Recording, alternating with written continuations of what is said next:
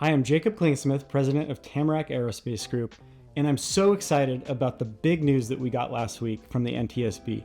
They've reversed their position. This is a very rare instance where they granted a petition for reconsideration that Tamarack submitted about 2 years ago, and they've reversed their position, taking the focus off of Tamarack as the cause of a 2018 accident and reinforce what Tamarack customers have always known, that Tamarack equipment is safe. Whether that's improved climb performance, improved fuel margins, or improved stability, Tamarack equipment offers huge safety benefits in addition to significant performance benefits.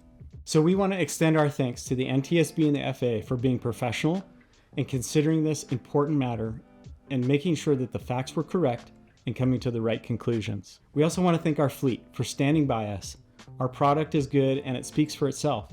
And we thank our customers for standing with us, telling their friends, so that our fleet can continue to grow even through these last 5.5 years.